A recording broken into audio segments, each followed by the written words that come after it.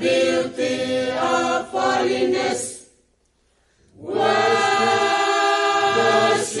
the Lord in the deep. Worship in the deep. Worship in the holiness.